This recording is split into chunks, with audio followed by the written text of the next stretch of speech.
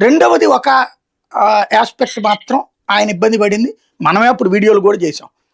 విశాఖపట్నంలో ఆయనకి ఉత్తరాంధ్ర తీసేయడం, ముందంతా ఉత్తరాంధ్ర రన్ చేసి తీసేశారు ఈయనకి ఇన్ఛార్జిగా. ఇప్పుడు ఆ లెక్కన మిగతా వాళ్ళే కూడా తీసేసినవి ఉన్నాయి, కానీ ఇతన్ని అనౌన్స్ చేసి మార్చారు మళ్ళీ ఉత్తరాంధ్ర. అట్లాగే తర్వాత అదేది జిల్లాల హెడ్స్ అంటే అనుబంధ సంఘాల హెడ్ గా కూడా పెట్టి మళ్ళీ తీసేశారు. ఇట్లాంటివన్నీ ఏముంటది, ఫస్ట్ నాకు ఇచ్చారు, కాగితం మీద కూడా ఇచ్చారు, పేపర్ మీద కూడా ఇచ్చి తర్వాత తీసేశారంటే సో వాళ్ళ కోసం నన్ను తీసేశారు. ఇది సహజంగా ఇగో ఉంటది ఎవరికైనా సరే. ఇప్పుడు మనం జర్నలిజం ఫీల్డ్ లో నేను ట్రాన్స్ఫర్ లో అప్పుడు నేను కూడా ఫీల్ అయ్యా. ఇది నేను సో చోటకి నన్ను అడగకుండా ట్రాన్స్ఫర్ చేశారు అన్నటువంటిది, లేదా నేను ఎక్స్పెక్ట్ చేసిన డిజిగ్నేషన్ ఇవ్వలేదు అన్నటువంటి ఫీలింగ్ ఉంటే ఇప్పుడు నేను అనుకున్న డిజిగ్నేషన్ నాకు రానప్పుడు ఉద్యోగం మానేసి వెళ్ళి వేరే ఛానల్లో చేరా ఆ డిజిగ్నేషన్ కోసం, ఆ జీతం కోసం.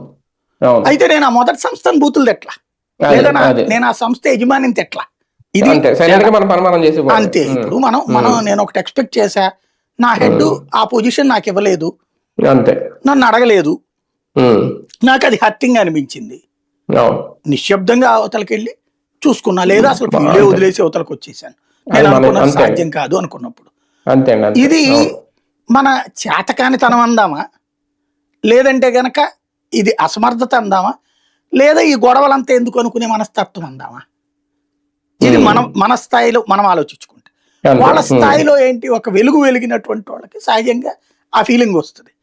ఇందులో నుంచి వచ్చినటువంటి ఇప్పుడు ఇదంతా మనం డీటెయిల్ గా ఎక్స్ప్లెయిన్ చేశాం కాబట్టి జగన్ మనకి డబ్బులు ఇచ్చి అర్జెంట్ గా కొని మనతో మాట్లాడిస్తాడు. పాప ఆయనకి తీరిక లేదనుకుంటా, సాయి అనేవాడిని కొనేసి సాయి చేతి మాట మాట్లాడిస్తే విజయసాయి రెడ్డికి అర్థం అయ్యేటట్టుంది అనేసి జగన్కే ఇది సాయితో చెప్పి డబ్బులు ఇచ్చుకుని చేయాల్సినంత అవసరం ఉంటుందా, నెంబర్ 1.